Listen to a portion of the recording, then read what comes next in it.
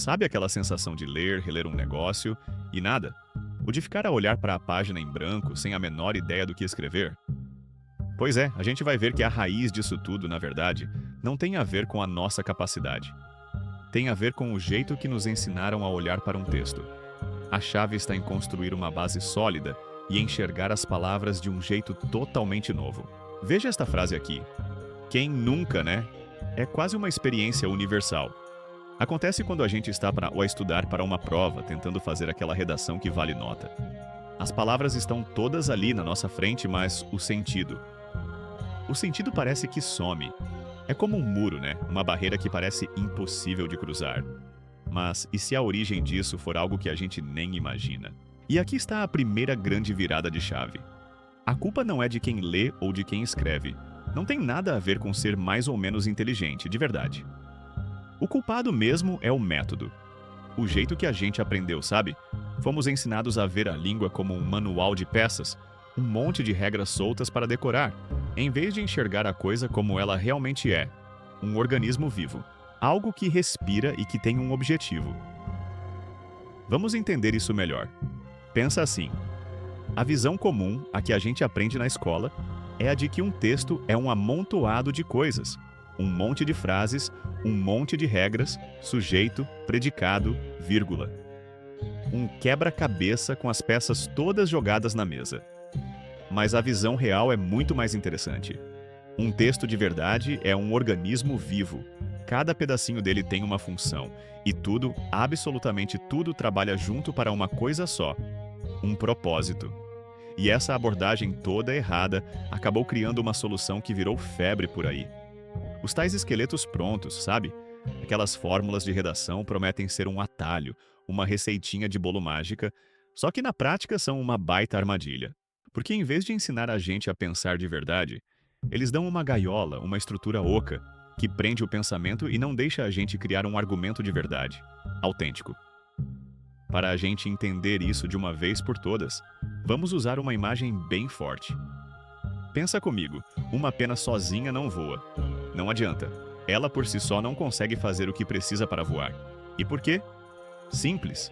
Porque ela é só uma parte de uma coisa muito, muito maior. E é aí que a analogia se fecha perfeitamente. Um texto é tipo uma andorinha. Cada frase, cada parágrafo é uma pena. Sozinhas, elas são apenas penas, não fazem muita coisa. Mas quando a gente conecta tudo isso a um corpo, que é a ideia central, e a um propósito bem claro, que é o voo, aí sim, a coisa toda ganha vida, ganha sentido. Ok, então esta é a pergunta que não quer calar, né? A pergunta de 1 milhão. Se o grande segredo é parar de ficar catando pena e começar a enxergar o voo da andorinha inteira, como é que você faz isso? Como a gente treina o olho para sacar qual é a estrutura, qual é o propósito que está ligando tudo aquilo? A resposta para isso está em 3 pilares fundamentais, e um depende do outro, saca? O primeiro é a leitura crítica. Com ela, a gente aprende a ver o que está por trás das palavras, a intenção do autor. O segundo é a literatura.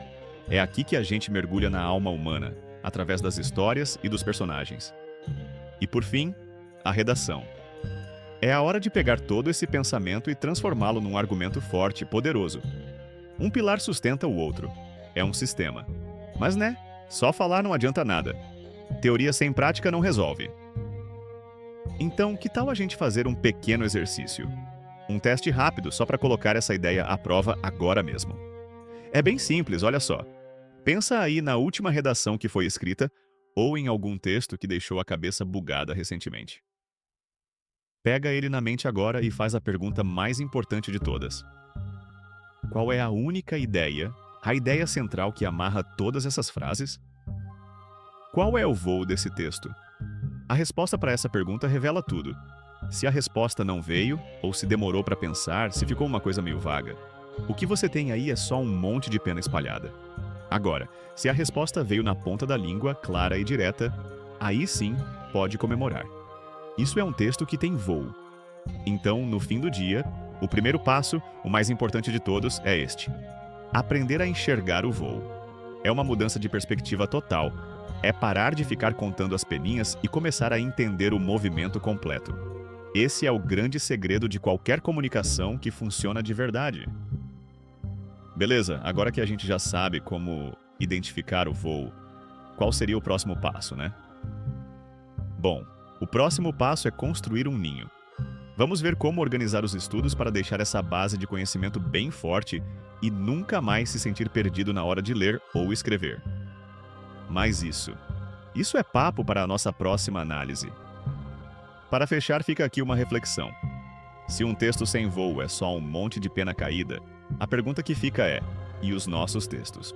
Os textos que a gente produz no dia a dia, eles são andorinhas voando alto com propósito ou são só um amontoado de penas espalhadas pelo chão?